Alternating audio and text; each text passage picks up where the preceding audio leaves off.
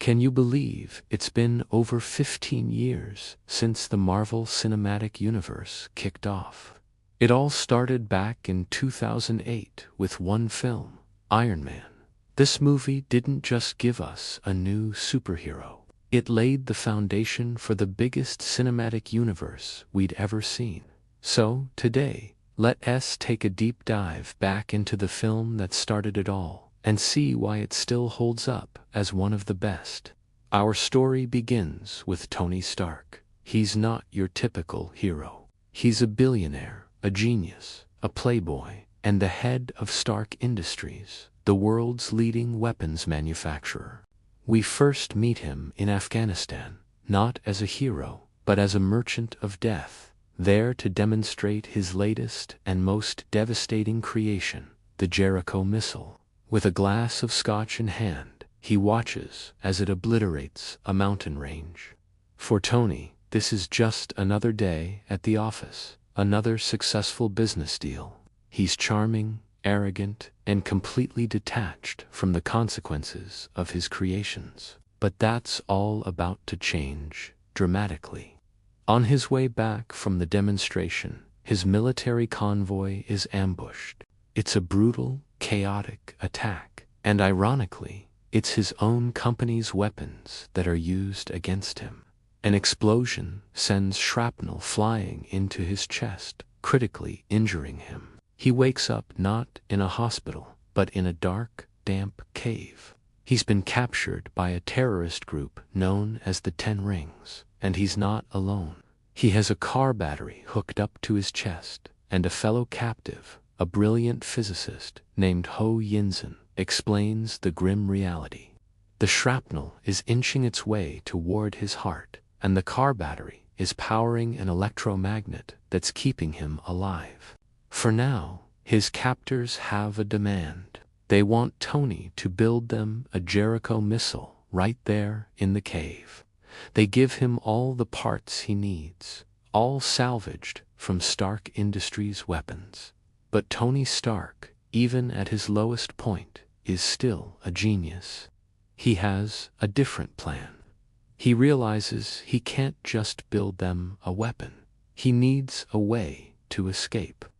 So, he and Yinsen pretend to work on the missile. In reality, they are building two things. First, a miniature arc reactor. It's a clean, powerful energy source, far more advanced than the car battery, small enough to fit inside his chest and keep the shrapnel at bay permanently.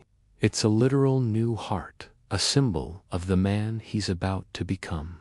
Second, and more importantly for his escape, they are building a suit of armor.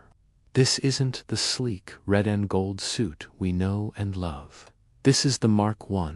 It's a clunky, brutalist piece of machinery, welded together from scrap metal and powered by the very same arc reactor technology. It's raw, it's heavy, and it's his only hope.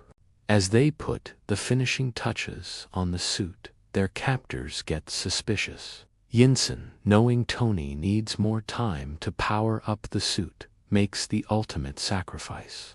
He runs out, creating a diversion that buys Tony the precious seconds he needs. It's a heroic act that plants a seed of change in Tony's soul. Fully powered, the Mark I bursts to life. It's a terrifying force. With flamethrowers and raw strength, Tony fights his way out of the cave, leaving a trail of destruction. The suit is battered and broken by the time he crashes in the desert, but it served its purpose. Tony Stark is free. When he's finally rescued and brought back home, he's a changed man. The experience in the cave forced him to confront the real cost of his life's work. The first thing he does at his comeback press conference isn't to celebrate his return, but to make a shocking announcement. He declares that Stark Industries will no longer manufacture or sell weapons. This decision sends shockwaves through the company, the stock market, and the military. His longtime business partner and mentor, Obadiah Stane, is furious, trying to convince him it's a mistake. just a symptom of PTSD. But Tony is resolute. He's seen firsthand what his weapons do, and he wants no part of it anymore. While the world thinks he's having a breakdown, Tony retreats to his high-tech workshop. He's not giving up on technology. He's repurposing it. He becomes obsessed with perfecting the suit of armor that saved his life. This is where we get some of the most fun and iconic scenes in the movie. He starts with the Mark II, a sleek, silver prototype. We see him experimenting with the flight systems, with his loyal AI JARVIS providing witty commentary. There are hilarious trial-and-error moments, like when he puts too much power into the hand repulsors and gets blasted across the room, or when his first flight test ends with him crashing through 3 floors of his mansion and landing on one of his luxury cars. These scenes are not just for laughs. They show us Tony's process, his brilliant mind at work, and his relentless drive. After discovering an icing problem at high altitudes, he develops the Mark III, adding the iconic hot rod red and gold paint job and an advanced gold titanium alloy. Iron Man is truly born. But while Tony is busy building his future, a threat is growing from within his own company. Obadiah Stane, the man who was like a father to Tony after his own father's death, is not who he seems. We learn that he was the one who orchestrated the hit on Tony in Afghanistan. He was trying to take over Stark Industries all along. When Tony shut down the weapons division, Obadiah went behind his back, dealing with the 10 rings directly.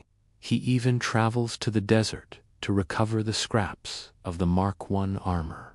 With the designs in hand, his engineers are close to replicating the suit. But they can't crack one crucial piece of the puzzle: the miniature arc reactor. They just can't build one that small and powerful. So, Obadiah takes a direct approach. He goes to Tony's house, paralyzes him with a sonic device, and rips the arc reactor right out of his chest, leaving him to die. It's a cold, personal betrayal. Tony is saved only because his loyal assistant, Pepper Potts, had saved his original, less powerful arc reactor as a sentimental gift. A proof that Tony Stark has a heart. He struggles to put it back in just in time to stay alive. Now, Obadiah has everything he needs. He powers up his own massive, monstrous version of the armor, the Ironmonger. This leads us to the explosive final battle. It's a clash of titans in the streets of Los Angeles and on the roof of Stark Industries. Iron Man, in his sleek Mark III, is faster and more agile, but the Ironmonger is bigger, stronger, and more heavily armed. Tony quickly realizes he's outmatched, especially since he's running on his weaker, older arc reactor. The power is draining fast. He has to think on his feet. He uses his intelligence, luring Obadiah higher and higher into the sky, hoping the icing problem he solved will affect the less advanced Ironmonger suit. But Obadiah's suit is too powerful.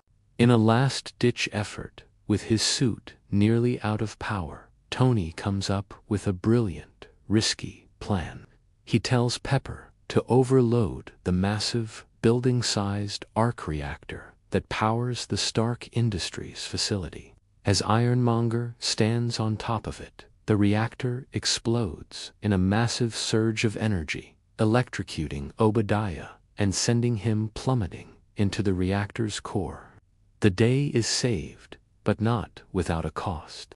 The film could have ended there, with the hero defeating the villain. But it's the final scene that truly cements this movie's legacy. The next day, Tony holds another press conference. His government contact, Agent Coulson of SHIELD, gives him a cover story, a script to read that will explain away the events and keep his identity secret. Tony walks up to the podium, script in hand. He looks at the reporters, he looks at the script, and you can see the internal struggle. He could take the easy way out, follow the rules, and live a double life. But that's not Tony Stark. He throws the script aside, looks directly into the cameras, and with a confident smirk, he says the 4 words that would change everything. I am Iron Man. That moment was groundbreaking. It defied every superhero cliché. No secret identity, no hiding in the shadows. He owned it. It was this bold, character-driven choice that set the tone for the entire MCU, a universe where the people behind the masks are just as important as the heroes themselves. And of course, the post-credits scene, where Nick Fury steps out of the shadows to talk about the Avenger Initiative, was the ultimate promise of a much, much bigger world to come. And what a world it turned out to be. Thanks for watching. If you enjoyed this trip down memory lane, be sure to like and subscribe for more deep dives into your favorite movies. See you next time.